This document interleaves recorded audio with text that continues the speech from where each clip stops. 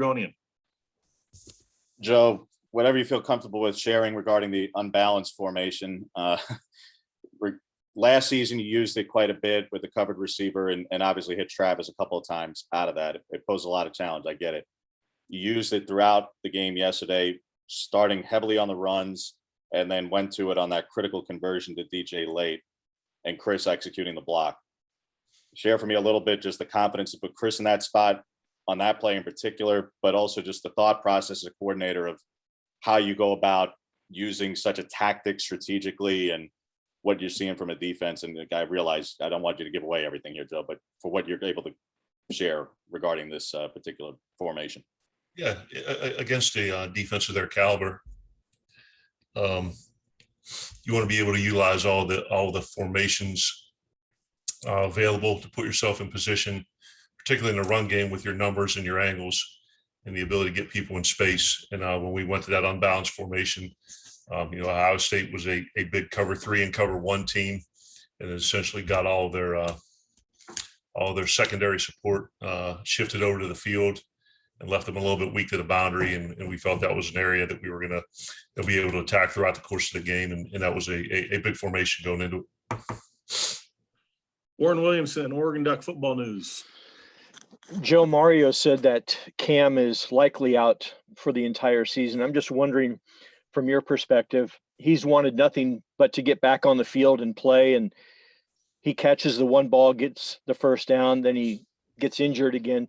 What he's meant to the tight end room, maybe what his legacy is with Oregon, and just your thoughts about him as a player overall. Yeah, I've heard nothing but great things about Cam as a player prior to my arrival, and then when I first got here, and certainly he's been battling the injury bug and trying to get back on the field, and has worked his tail off to get to the point where he was able to step on the field Saturday in a huge game and to make a big play in that situation, and had done well up until that point, with his run blocking. Your heart just goes out to the young man just because he fought so hard, and he's such a great kid, and was getting to the point where he's going to continue to contribute in a very significant manner. So like you said, your heart just goes out to him. He's a great kid. He's a very good football player, and I'm sure he'll continue to work and bounce back. Matt Preem, 247 Sports. Yeah, Joe, can you put into context how well the offensive line played? It's a position where there's no stats for them to look at and easily point to. And just how would you say that performance ranks just in your coaching career? It seemed like they were pretty stout all game long for you guys. Yeah, up there towards the top. And obviously with Coach Mirabal and Coach Cristobal, they get PhD level coaching every single day. Ohio State's front seven, with their D line and, and their backers, are like we mentioned last week, all 4 and 5 star guys who have, played at a very high level and will continue to play at the next level, I would imagine. But, Coach Cristobal always talks about the culture of our team and physicality and mentality and win the game at the line of scrimmage. So that to be able to run the ball like we did against a defense of that caliber, the credit all goes to the guys up front. Eric Scopel, 247 Sports. Coach, maybe what are some measuring sticks you use from a statistical perspective or otherwise to kind of measure excellence in the game? And I assume one play for loss out of about 75 is probably one of them. Yeah, one play from behind the line of scrimmage is really good against that defense. You talking about like other statistical barometers, like aside from those, when we look at. Yeah, I guess maybe what are some things you've noted in this game particularly that stood out that kind of measure why this was such a strong performance for your group? Yeah, I mean we have 7 offensive goals that we chart on a weekly basis. The first one's to win the game, which means obviously giving up or scoring one more point than the defense allows. Explosive plays, turnover margin, third down conversion percentage, red zone touchdowns, outrushing our opponent, and then winning the fourth quarter. And we did all those except win the fourth quarter. So it was good to be able to check off 6 of the 7 boxes from an offensive perspective. Max Torres, Ducks Digest. Coach, you guys struggled with some inconsistencies in that first Fresno State game, but looked like you definitely turned it around clearly in Columbus. What do you think was key in that effort, just being more consistent? I mean, the first thing is you got to give, to me personally, you got to give credit where it's due to Fresno State. I mean, that's a good football team and a good defense. Would play the game, and I think they won again this week, and have a big game against UCLA. But there's a cliche that the most improvement that you see from a team is from week 1 to week 2. But I don't know that I can pinpoint it to anything specific other than Coach harps on 1-0 process and practicing well during the week, playing with great effort and executing the scheme. And I know the kids understood the magnitude of the game playing at the Horseshoe, against the top 3 ranked team. And I think we just stuck to our process. We had a very good week of practice. The kids, played hard. I think we won the battle at the line of scrimmage and elevated our level of execution against a very good football team. Alvaro Torres, end zoners. Hi, Coach Moorhead. Great to see you again. How you doing?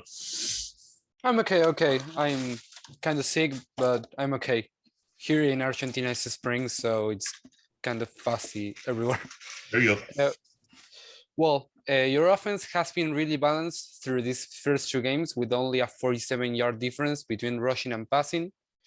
However, while you have used only 3 players in the running game, you had distributed the passing targets among 13 different players. Is this due to different situations that may happen during the games, or is it just a roster and personnel issue? I think the success of our offense and ability to score points and create explosive plays is always predicated on our ability to run the football successfully. And I think that's something that we've demonstrated this year and over the years in the system. And once people commit numbers to the box, either by secondary support or pressure, it creates matchups on the perimeter that we look to exploit. So that to have this 50-50 balance, I've really had it everywhere except one place that I've been. And you have to call the plays based on, your personnel, not the other way around. But I think the fact that, we're able to spread the ball around and there are a lot of different guys making positive contributions at all positions speaks to our depth. I think it speaks to the coaching that the guys are doing in the rooms, and that it speaks to our, our chemistry and cohesion that, the guys really don't care who's getting the job done as long as it's getting done. Jared Denny on 3. Hey, Joe, I'm wondering what you saw on film from Anthony that you particularly liked and where you think he can maybe still continue to improve. From this past game? Yes. Yeah. I think he had another, very good week of practice. He was very decisive in the run game in terms of reads and, run pass options and where the ball went and why. I think he ran the ball very physically in critical situations, but particularly between the tackles, and put his shoulder down to get a critical first down there on one of our touchdown drives. I thought he made good reads. I thought he delivered the ball with fairly good accuracy. We had a couple drops in there. He was a little bit amped up and overthrew a couple of the deep balls. We got we have a saying in the room, 100% of overthrown balls are incomplete. So he's got to make some of those back shoulder throws or give it a little loft to make those guys have a chance to play it. But the biggest thing that stood out to me is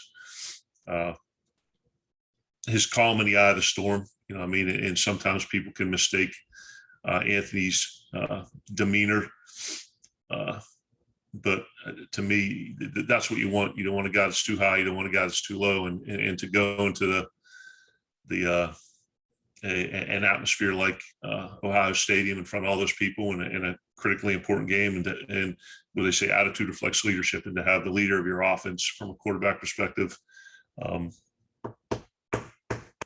very, very calm, and guys are looking at him to take their cues. I think that's a testament to AB's maturity and his leadership. Time for 2 more. James Carpia, the Oregonian.